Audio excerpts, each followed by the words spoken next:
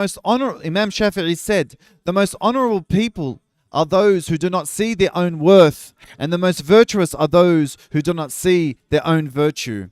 A poet once said, though humble, they are honored still, modest among many yet revered. Nobility shields their dignity with grace, and wisdom elevates them to a status and rank. Allah subhanahu wa ta'ala says, and the servants of the most merciful are those who walk upon the earth gently. Ibn Kathir says, this means they walk in a state of tranquility and dignity without any arrogance or pride. Allah subhanahu wa ta'ala also says, the home of the hereafter is assigned to those who are neither arrogant or corrupt the earth, and that is the best outcome for the righteous. Ibn Kathir explains, Allah informs us that the hereafter, with all its eternal blessings that never ends, is reserved exclusively for His believing servants who possess tawadu' and display humbleness. They don't want to be superior and be on top of others. They don't look down their noses at the creation of Allah with arrogance or act with pride, nor do they engage in corruption. Allah subhanahu wa ta'ala says, and do not walk upon the earth with arrogance. Imam Al-Qurtubi commented saying, this ayah prohibits vanity and commands us to be humble. A poet once said, do not walk upon the earth except with humility, for there are many now below it who are greater than you, even if you are in a position of strength and protection, for how many have died before you who were stronger and more confident than you. Allah subhanahu wa ta'ala also describes the characteristics of the righteous as saying, they are humble towards the believers. This means that even though they may have a high status, they remain kind and gentle to their fellow Muslims, as well as being humble and compassionate towards them. It was narrated by Iyad ibn Himar radiyallahu anhu that the Prophet sallallahu alaihi wasallam said, Allah has revealed to me that you should have tawadu', so that no one gloats over another, and so no one oppresses others. Al-Qurtubi radiyallahu anhu said, tawadu' is the complete opposite of arrogance, and arrogance is when one raises themselves above others, while tawadu' is lowering oneself towards others. Essentially, the arrogant person believes they are superior, leading them to look down on others, while the humble person does not see themselves as better than others, and instead honors themselves and strives to grant their rights. Abu Hurairah reported, radiyallahu anhu, that the Messenger of Allah sallallahu alaihi wasallam said, charity does not decrease wealth. Allah increases the honor of a person who forgives, and no one humbles themselves for the sake of Allah except that Allah elevates them. Aisha radiyallahu ta'ala anha said, you are all unaware that the best act of worship is to have tawadu' by making yourselves humble. Yahya ibn Abi Kathir said, the pinnacle of tawadu' lies in having three characteristics. Firstly, being content with not being acknowledged in gatherings. Secondly, being the first to offer salam when meeting someone. And thirdly, to dislike praise, fame, and showing off your good deeds. If one wants to be humble, other examples of tawadu' also include showing respect to elders, being kind to the young, and treating peers honorably, as well as treating companions respectfully, showing compassion to the needy and the afflicted, and displaying a warm demeanor towards the poor and the destitute. In addition to helping someone who is lost and assisting when someone is asking for help. Brothers and sisters in Islam, have tawadu' with those you live with in your homes. Show humility to the very people you share food with, the same people who you see every day and night, in particular your spouses, children, and other relatives. Show tawadu' to your parents, just as Allah has commanded you to lower your wing and show humility and mercy to them. Speak kindly to them and be gentle. Also show them compassion. Lower your voice in their presence. Refrain from muttering in complaints or raising your voices at them, and avoid showing any form of superiority over them.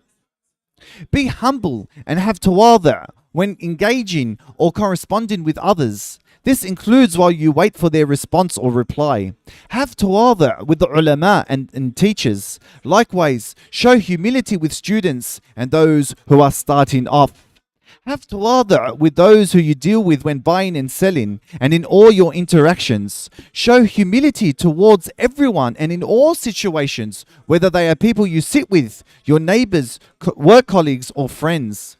Tawadu' was one of the noble qualities of the Prophet sallallahu alaihi wasallam. Allah Azza wa Jal gave the following command to the Prophet sallallahu alaihi wasallam, saying, "Lower your wing to the believers." Lower your wing to the believers here means to be gentle towards fellow Muslims, to be kind to the poor among them, and to be compassionate towards the weak and needy.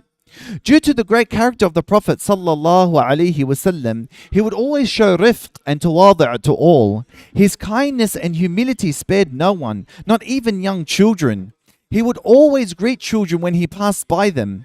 He would be seen sitting with the poor, walking with the widows and orphans, helping them fulfill their needs. There used to be a young girl below the age of puberty who was a servant, and she used to love to take the Prophet sallallahu alaihi wasallam by his hand and lead him around.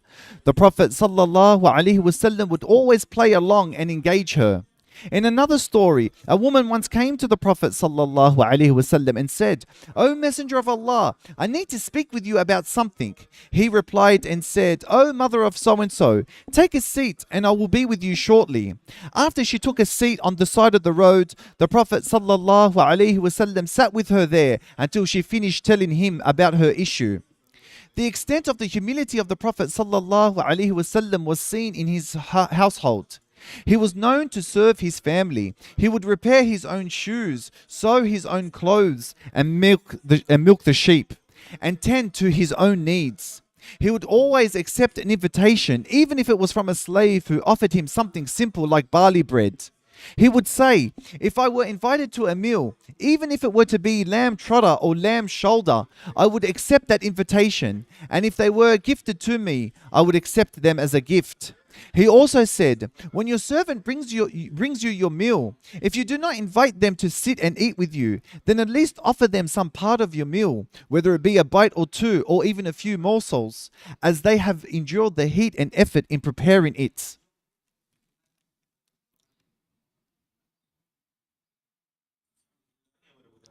All praise is due to Allah, who protects those who seek His shelter. I bear witness that there is no deity worthy of worship except Allah alone, without any partner. May Allah subhanahu wa ta'ala send His special praise and peace and blessings upon him, his family, and his companions. As to what follows, brothers and sisters in Islam, the Prophet sallallahu alaihi wasallam led a life of simplicity, especially in his provisions, and he used to keep only the basic necessities. He was gentle, he had the noblest of character, and everyone enjoyed being around him. The Prophet sallallahu alaihi wasallam was always in a good mood, positive and smiling. He was always humble and showing humility without ever degrading himself. Also, he was always generous and kind-hearted, without being excessive or extravagant when he would spend on others. He was soft-hearted and showed mercy to all the believers. He lowered his wing with every believer, displaying humility and mercy towards them, and was always kind and gentle with them. He would visit the sick, attend funerals, and it was not beneath him to ride a donkey. During the Battle of Khandaq, he participated in digging the trench alongside his companions, helping move dirt, which resulted in his stomach getting covered in soil, and during the battle, he had to tie a stone to his stomach out of extreme hunger. A poet once described him and said, "Indeed, true leadership is beautified by having humility, and what an honorable leader he was, who embodied both nobility and humility." So after hearing this, brothers and sisters in Islam, leave off arrogance, hubris and stubbornness. Don't keep to yourself and avoid others just because you feel you're better than them. Instead, have tawadu'. Be gentle and easygoing, for whoever exhibits tawadu' for the sake of Allah will be rewarded and given aid by Him, while those who act arrogantly will eventually lose, be defeated and humiliated. In the end, those who strive for humility will be honored, while those who chase fame and status will ultimately be humiliated. Brothers and sisters in Islam, please note that tawadu' and having humility is shown in many different ways. The highest and greatest and most rewarding of which is having tawadu' before Allah. The truest sign of tawadu' is when a servant submits to their Lord, submitting to His majesty and supreme authority. If a believer senses some arrogance within themselves, they seek refuge from it and immediately remind themselves of the greatness of Allah, which then humbles them again, causing their heart to be softened. So whoever shows humility before Allah with a heart trembling in awe, penetrated by deep love and filled with fear of Him, will be honored and elevated by Him. True honor is found in devoting oneself to Allah, for the servant finds pride in being owned by the greatest king. Abu Hurairah relates a story when Jibreel was once sitting with the Prophet sallallahu alaihi wasallam, and he looked up in the sky and saw an angel descending. As the angel was descending, Jibreel said, "This particular angel has never descended to earth before." When the angel arrived, he said, "O Muhammad, your Lord has sent me to offer you a choice, to be a prophet king like Suleiman or a servant's messenger." Jibreel then advised the Prophet sallallahu alaihi wasallam, saying, "Humble yourself before your Lord, O Muhammad." So the Prophet sallallahu alaihi wasallam replied and said, "I choose to be a servant's messenger." So be humble. So humble yourself before the Lord of the throne, so that you may be elevated. For indeed, the servant who humbles themselves to the Most High succeeds. Another way the Prophet ﷺ demonstrated humility before his Lord was by instructing the Ummah not to over-exaggerate him in praising him. It was narrated that the Prophet ﷺ said, "Do not exaggerate in praising me as the Christians have exaggerated Jesus the son of Mary. I am but only a servant, so indeed refer to me as Abdullah wa Rasuluhu, the servant of Allah and His messenger."